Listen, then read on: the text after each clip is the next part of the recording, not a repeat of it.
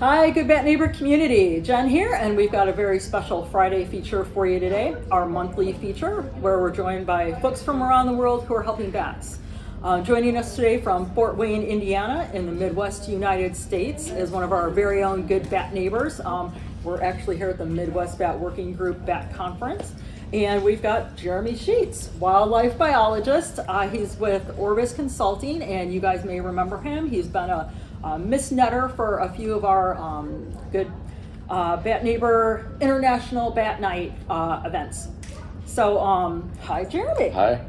And what does a wildlife biologist at a consulting company do? Oh, that's a lot. But so the wildlife aspect, we go out and we look for typically endangered species or rare species on the landscape. We may do paperwork that involves the Endangered Species Act. So there's things called NEPA. That's a process to go through, and it's paperwork. It's not as fun, but it is any job has paperwork. And so a lot of times we determine if there's impacts from a project to these protected species. Okay. And in doing so, we, in theory, protect that resource. Gotcha. And that's kind of the gist of it. There's a lot of more nuance in that, but we don't have 20 hours. So. Yeah. And how did you get started as a bat biologist? So I was lucky. I went to Indiana State University. I wanted to work with animals. I didn't know what I was going to do. I had no idea what I was going to do. I didn't know I was going to work with bats. I really wanted to work with maybe big cats because I had crazy ideas. Okay. But I ended up being in a laboratory that they had jobs for the summer.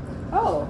And one of was to work with bats. And I just happened, Nice. There's a story, we're not going to get into it, but people got to know me, I got a job, and it was the best thing ever. We worked at the Indianapolis airport where they were looking for the endangered Indiana bat. Oh, wow. And it was like summer camp because we not only do that, which was really important work, but then we'd go, we would do small mammal trapping and like seining for fish, and we'd publish that stuff, and we'd also get credit for some of that stuff. Nice. So it was the greatest opportunity I could, I wish we could send everybody to something like this, but it was a great opportunity. I loved it. They would tell me to make me take days off because it was so much fun. So that's kind of how I got into it. And bats, I've been working with bats for about 23 years. Oh my gosh, that long. Yeah, as an undergrad up until now. So pretty half my life, just saying. So yeah. What attracted you to bats? I mean, I know you got in a situation where it wasn't specifically going to be bats. Yeah. But what did you really? Well, like it sounded like bats? a cool idea, right? Yeah, I mean, like job working with bats. Sign me up, and that's kind of what it was. I know some bat biologists that always want to work with bats. They're few, but I think a lot of us kind of fall into the work because, not to get into too much nuance of the wildlife world, but there has to be a need to look for whatever critter you're going after. Yeah. So there was a need to look for the endangered Indiana bat, and I just happened to get a job doing it, and it was very, very useful, and I make a career out of it. So my kids have grown up with the Indiana bat, feeding them. So it's been that bat. I owe that bat a lot. Yeah. So. And they're not just in Indiana. Yes.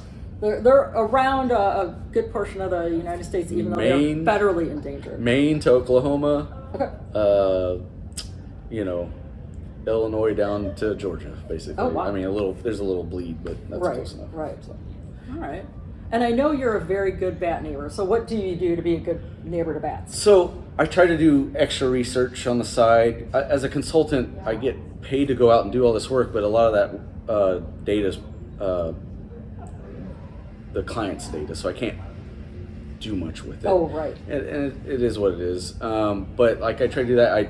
I try to support you and Thank other you. things. I mean, We appreciate that. Yeah, and so I give talks at St. Pat's Park. I gave a talk with you guys.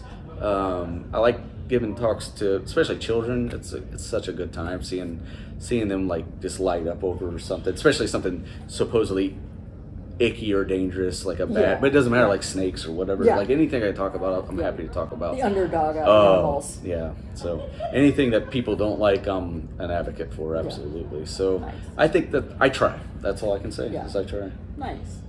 And since you do mention supporting us, and I mentioned that he came out and did some mist netting for us, could you explain what mist netting is to people that aren't familiar with it?